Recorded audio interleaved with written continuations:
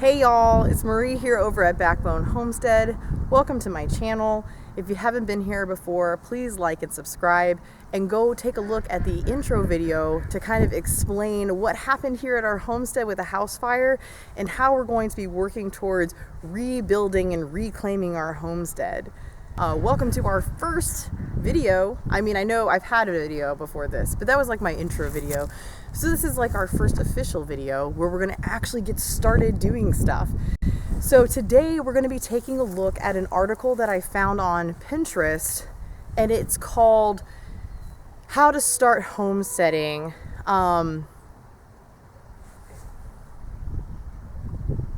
This is the article we'll be following along with, is the How to Start Homesteading for Beginners over at Simple Life of a Country Wife.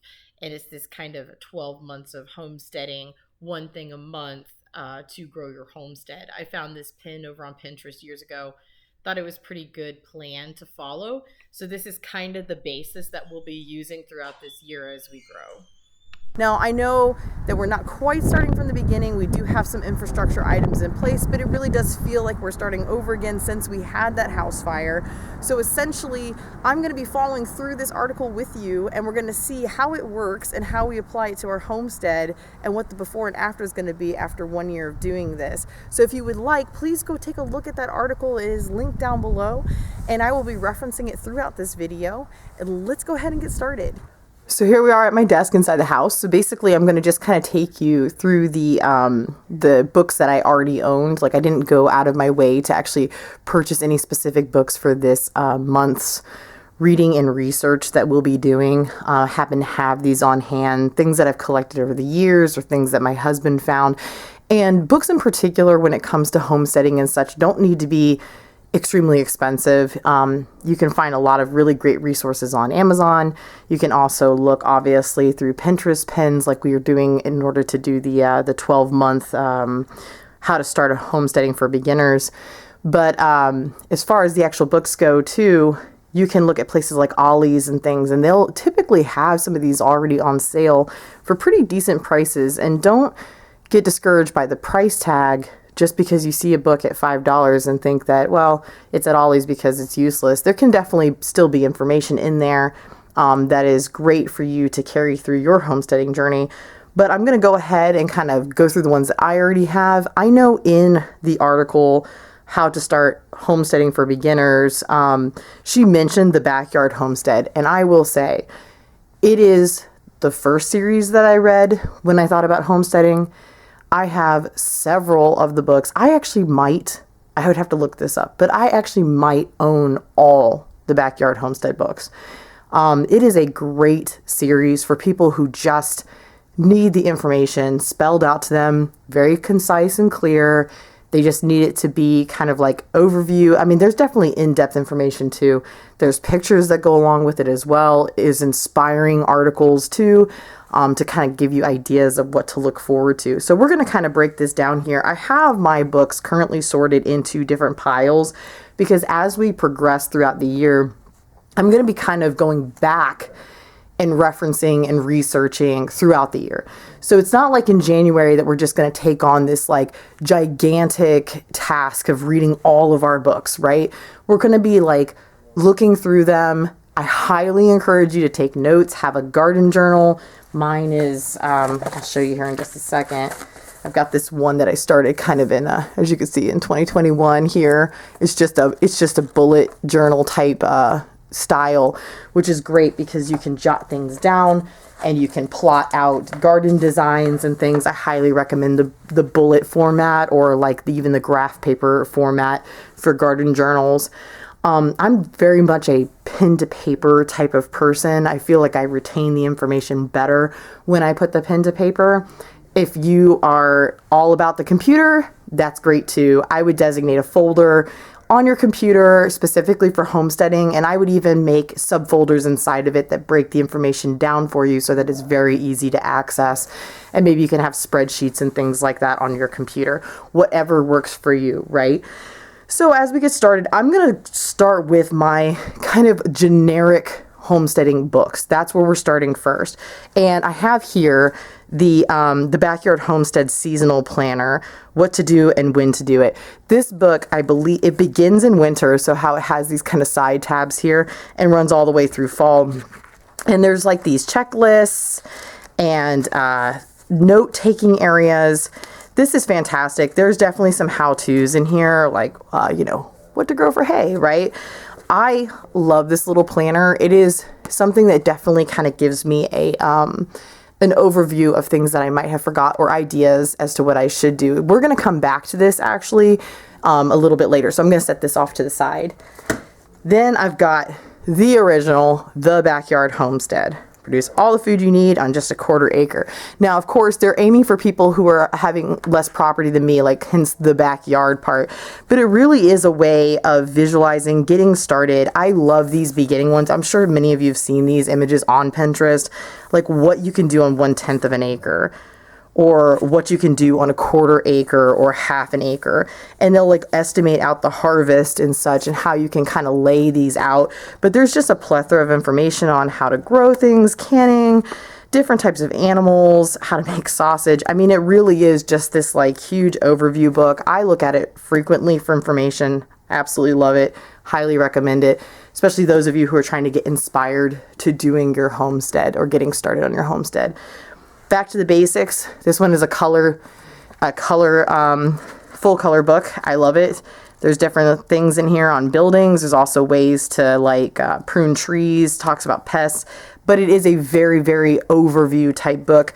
There is some reference type of things, but you absolutely cannot kind of kickstart your whole homestead with just this. I think like I'll be coming back to this one a couple times this month in terms of caring for some of the equipment.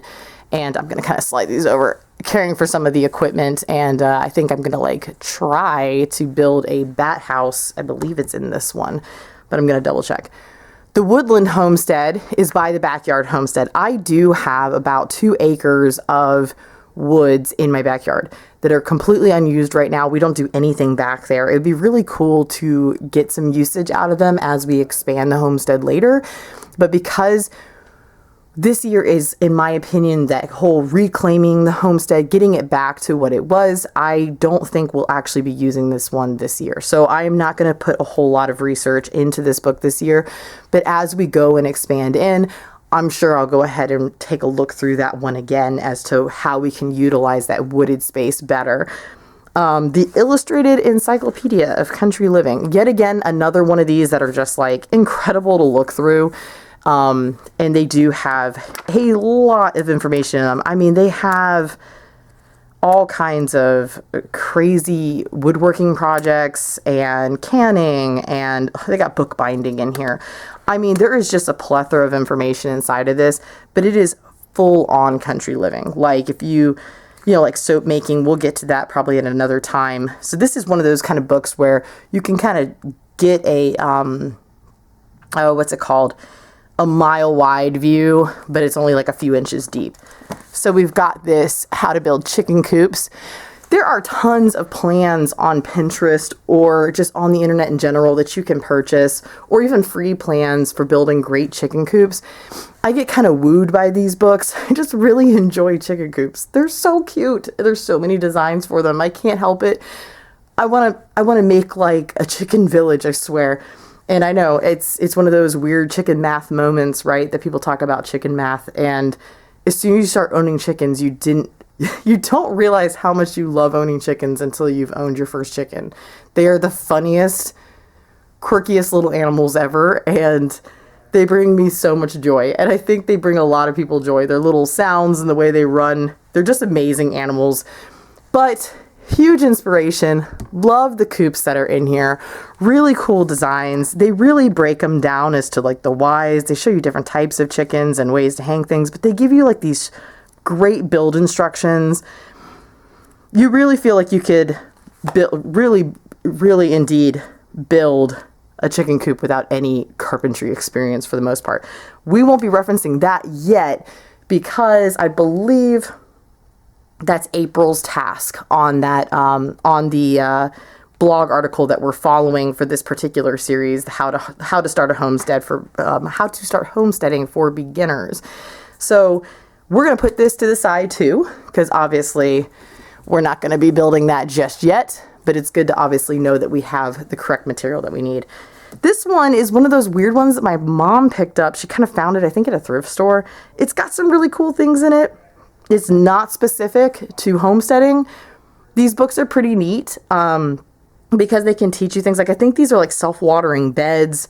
There's some other neat water garden type stuff. There's like canning solutions. I think they make these arch trellises instead of using like cattle panels, which is a very effective, cost-effective way of growing things on arches. But if you wanted something a little stronger or just something that had that aesthetic, I think these are made out of rebar, and they show you how to make those too. But there's some pretty neat projects. They're not, as you can tell, they're not all related to homestead, but don't kind of shy away from these types of books. You'd be really surprised. I mean, for example, this one is all about snowblower maintenance and making a gravel path, but they kind of break it down. So we might be referencing that a little bit too.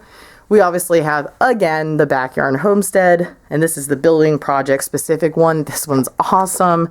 I mean, we've got cold frames, we got compost bins, rabbit hutches, bat houses, chicken coops, drying racks. I mean, there's all kinds of stuff. This is very homestead specific projects, right? So if you're looking for just stuff for the homestead, this is a great book, and it's got really fun stuff in it too. I mean, like the little stepping stones and she sheds, and it's really, really neat. So I love the Backyard Homestead. It's a great series.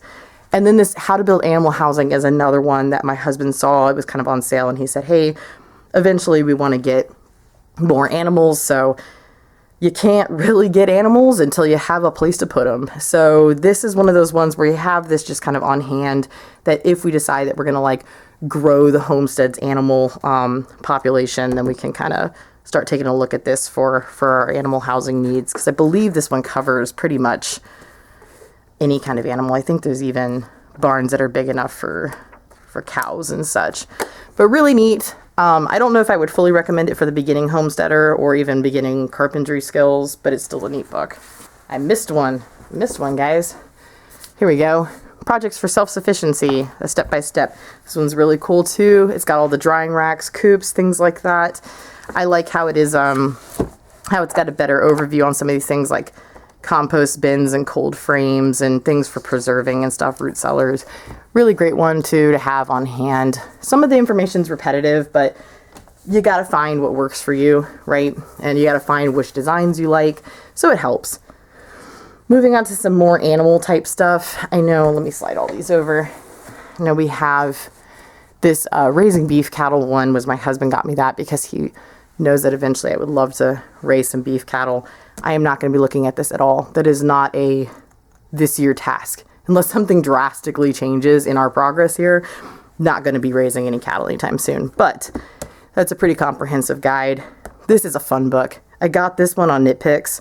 If you've ever been to knitpicks.com, this was a great one. Adventures in Yarn Farming. If you've ever wanted to own fiber animals like alpacas or sheep or anything like that and know what really goes into yarn farming, it is a story and kind of like informational. So this is a really, really fun book. I love reading through the whole step process of them getting their property to how they process all the yarn and things like that, or the wool particularly. But it's just a beautiful book. It's really fun. They've got some patterns in there, some really great pictures too. So if you're just really into fiber crafting and things like that, like I am, you're going to really enjoy that book. This book, I have read this book 3 times front to back. I swear, and I'm not a really big reader. I like how-to books and know-how books, but I'm not really a big reader, believe it or not. But this one is so much fun. I know several people just scoff at it because they're just like, oh, you can't free range your chickens in the gardens. This one makes me feel like I can. I don't know if I could now, like right now. There's no way. I mean, I let them out there when the fire happened so that they could enjoy it. But just seeing these happy little chickens, oh my goodness gracious. They show you these different people and their setups and how they allow their chickens to basically share their garden space. And it's just so cute. Oh my gosh, I love this book so much. If you just want to have a really fun read that will inspire you with beautiful images of gardens and chickens, You're gonna love this book. My husband got this one also at Tractor Supply. It was kind of like another on sale thing. Really cute, really fun. I know there's tons of chicken hacks like on Pinterest. There's also backyardchickens.com. They'll show you a lot of things that are in here. So instead of really spending your money, I wouldn't spend full price on it, but there's just really adorable, yet again, adorable things for chickens in here. Just cute houses, things about, putting herbs in your nesting boxes, that type of stuff. And also just fun things to do with your eggs. But if you can get it on sale, I would. I wouldn't pay full price for it, but it's still another fun book to have. Another Backyard Homestead. This one's the guide to raising farm animals. I referenced this one when we were looking at new breeds, like when we were looking at new breeds of chickens, when we were looking at new breeds of ducks. I went in here and I'm kind of like, okay, what's really good egg production? What's the ones that lay the blue eggs? What is, for ducks particularly, what are really nice with my kids, because my kids kind of treat the ducks more like pets. And it was really important for us, and that's why we kind of went with a Rowan and things like that. But this is a good one for that too, because it is that kind of like really like quick overview of each animal. But they do have like getting started and things that you have to look at and that kind of stuff. Just overall care for animals too. But I often reference this one when it comes to trying to pick like actual breeds. These are my two books for kitchen based stuff, because obviously you're producing a garden, or you have a garden, you're producing a lot of vegetables and fruits and things like that. You got to know how to eat it. Like, we love our gardens, obviously, fresh cut flowers, things like that. Sometimes our dreams are bigger than our plates as to what we grow. These are great ones. This one's okay. Actually, I shouldn't say these are great ones. This one's okay. It's a fun one. It's another one of those ones that my mom happened to find, and it kind of just has ideas, but it's broken down per each of the basics, like, oh, this is beets, or this is broccoli. You could do this, you could preserve it like this, that kind of thing. Not as in-depth as I'd like, but I do reference it. This one is really neat. The Backyard Homestead, again, obviously, field to table cooking skills. Process, preserve, and prepare your homegrown abundance. Fresh cheese, cure meats, bake with sourdough, ferment veggies, and much more. This one really is like, we understand you are producing things in your backyard, and we understand that you want to preserve and eat what you are creating in your homestead.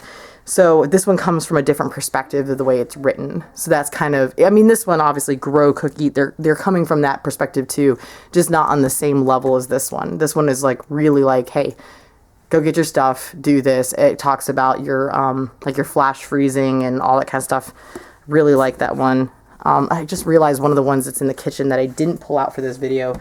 I think everybody knows about the Ball Blue Book of canning, that is like the book for canning. So I highly recommend that everybody has that on hand if you are planning on canning. Then I've got some that just deal specifically with the garden here. I know, so I'm going to just kind of preface this. This is a Catholic Gardener's Spiritual Almanac.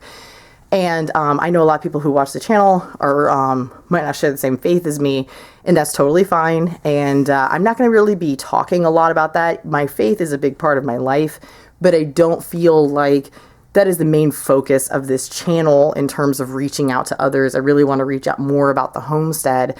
So there are some really great things in here, and I think how I'm going to approach it is that I might have a series that is all about what I'm going to refer to as my Bible garden. So this one is more about growing a Bible garden, and that's all the plants and vegetables and fruits that can be found in the Bible. And they have like these really great ideas where you could pull the scripture where those plants and vegetables and such are referenced, maybe make like scripture stepping stones and stuff, like a really nice outdoor space for prayer and reflection. So if you are interested in that, I probably will make separate videos about my Bible garden progress for those who are interested, but kind of keep the channel moving forward in more of like a homesteading focus and not so much on that. But really great one for those who want to kind of expand their gardens into, something to really broaden their faith, because I feel like gardening and Christianity are so closely tied to one another. considering that we are called to be shepherds of the earth. So I feel many of us are pulled in that direction in a lot of ways. And this is a way that you can definitely grow your faith while you're gardening. I really enjoy it. This one, I think a lot of people know who she is Jessica Sowards over at Roots and Refuge Farms. I feel like she's just like the OG of, of homestead YouTubers. Very famous. I think most of you have probably watched her if you are, homesteaders. If not, you should definitely go check her out. I mean, her garden walkthroughs alone are enough to inspire anyone. This one, I'm sure many people recognize her. This is Jessica Sowards over at Roots and Refuge Farms. She's kind of like the OG of homesteading YouTubers. I highly recommend for you to take a look at her stuff if you haven't already. There are many times that I have referenced her videos to help start my homestead when I first moved here. I also turned to a lot of her videos when I made mistakes and trying to figure out how to correct them and so forth. You will notice a lot of my growing techniques, such as using the cattle panels for trellises and things like that, came from her vertical garden growing videos and so forth. She is excellent to watch, great person. She's on an amazing journey right now with an even larger homestead in South Carolina. Her zone or climate zone is very similar to mine, so that's also very helpful because where I live, our zone is 7B/8. So sometimes it'll be 8 and we're right on that cusp of the line. So some seasons it'll register as an 8 and some it registers as a 7B. For the most part, I just kind of, play around and see what happens. But she is in a very similar climate to me, so it's very nice to watch her videos and kind of get that inspiration. And even if she's not in the same climate as you, definitely excellent, experienced homesteader, very down to earth. You're going to love her content. Go take a look. And also her book is fantastic. If you are trying to grow for the first time, it will inspire you. It will give you information. It is really a plethora of good knowledge without feeling like you're being overwhelmed with too much stuff. Gardening project for kids. We'll be doing a little bit of this coming up in the warmer months of my kids. They love being out in the garden, so why not help them feel like they can participate? There's some really fun things in here. They also got like the infamous, bean pole trellis thing going on and just really cute stuff. So I love bringing the kids out there. And then last, I got my whole seed catalog. This is not the 2023 whole seed catalog from Baker Creek. This is the 2022. I'm not sure if I'm going to purchase the 2023 this year. Probably should, just so I know what they've got and what they don't have anymore. But I just kind of wanted to give you kind of a look at it. This is the whole seed catalog. So this is really big, right? They've got every seed and beautiful pictures. You will want to buy everything and you will want to just fill your whole garden with it, I promise. And sometimes you got to reel it in and keep a reality check on how much you can actually grow or what you'll actually eat. So that's also super important. It's fun to grow things that are unique and interesting, but do you like them? So I always recommend that you keep a little bit of spare space in your garden to test new things, because some of the things that come out of Baker Creek, you're not going to find it at the grocery store. So you don't know if you're going to like it. So I recommend that in your garden, you can find a little space where you can kind of experiment with those types of vegetables or fruits and to see if it's something that you might be interested in future years. So again, seed catalogs are great. We will reference most of these books coming up in probably February. Yeah, February in the plan a garden phase. So I'll be looking through this with you more, and I'll be going over these books and how I'm picking out my seeds and how I'm planning the garden, but we'll be covering that down more in February. Today, we're going to be focusing more on this book than any of the other books. The biggest reason being is that although things are cold outside and everything's kind of going to rest, which I believe we should be taking a big rest, every season has its purpose. I also believe, though, that this is a time to not only just reflect and dream of the season to come, but it's also a time to get your priorities together and kind of do that preparation. I don't think that it's going to be as strenuous of work. I mean, obviously it's colder outside and such, but I would use these colder months to make sure that you're preparing for the coming season of spring and getting ready for the garden. And we do have a lot of work ahead of us. So I would use this one as a reference here, we've got this midwinter. The way these things are broken out is that they come in different sections with these ideas of what you can do to assess, to see where you stand with the space in the midwinter based off of our temperatures that are outside right now. I would say that midwinter is probably about where we're at. I know that that can kind of flux a little bit. People are like, I'm not in freezing temperatures yet. Or if you're in a climate like I am, where you have lows of 24 one night and then lows of 60 another night, it's a little extreme, but that's okay. We're in the middle of January. I'd say we're in midwinter. So as we are planning out my January to-do list, I'm doing it based off of the reading and research that I've done inside of this book. I've also taken a look at a couple other ones, but what we will be doing is, first, we will be clearing and cleaning fence lines. Second, we will be sprinkling wood ash around our fruit tree drip lines. Third, we will be looking into rodent control. I do need to do more research on this. What better time than January, right? 4, they recommend in the Backyard Homestead Planner to start ordering chicks. It might be a little early for me to be doing that, but I might look into researching if I'm going to be ordering chicks and what type of breeds I will be ordering. Might not actually order them right now, but we'll take a look at that. 5, clean and lubricate tools. Winter maintenance is huge for tools.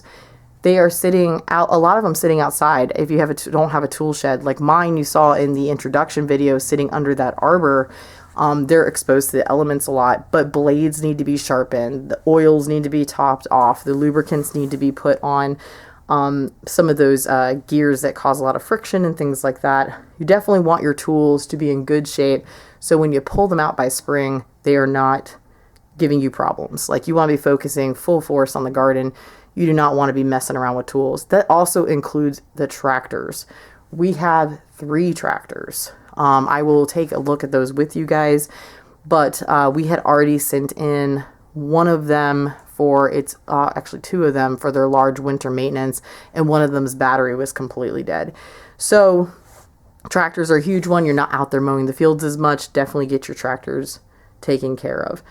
6, we will be building a birdhouse. I'm not sure if I'm going to do this one, to be honest with you. I would love to take care of the birds in the wintertime. I think that's great. I do have a little ceramic birdhouse that got knocked down a little while ago by the heavy winds. I might go ahead and just get that one set up, not necessarily go all out building a birdhouse.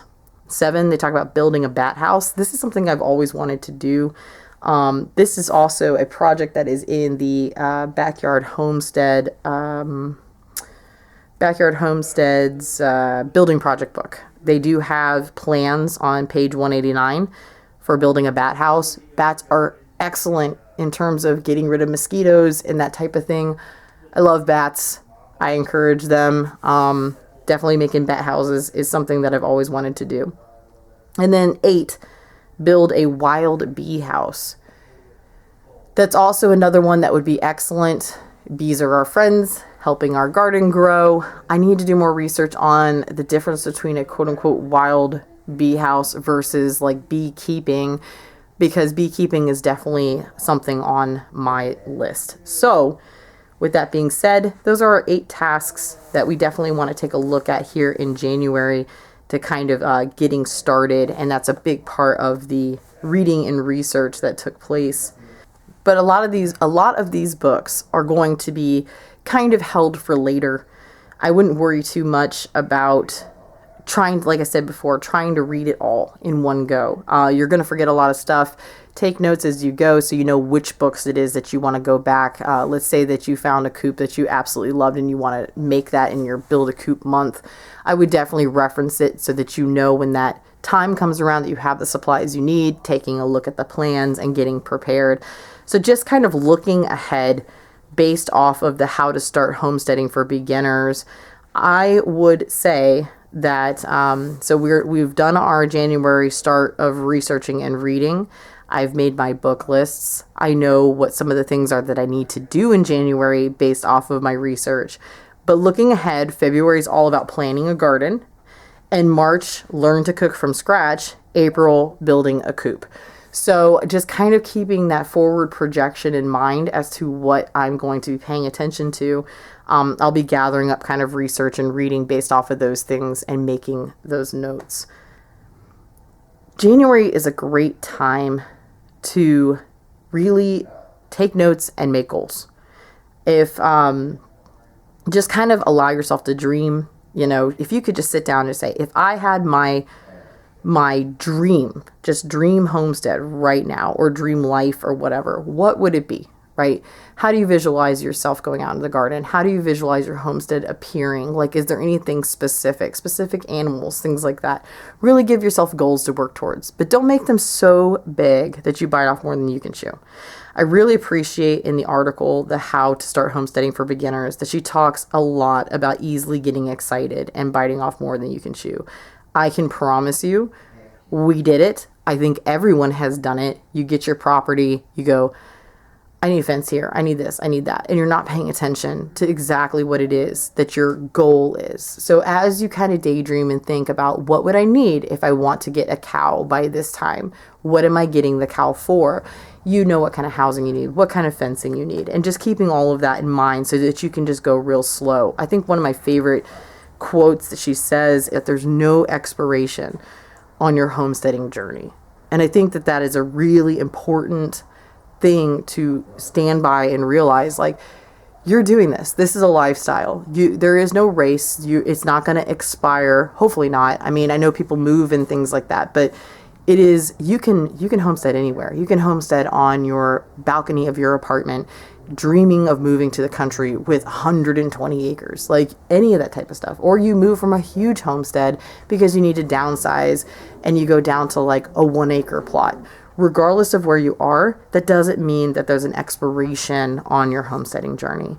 And I really love that line in keeping perspective on where you're going with these dreams. Allow winter time to be the time to dream and to see the big picture and all the goals. And also allow winter time to be a time of rest for you and the garden.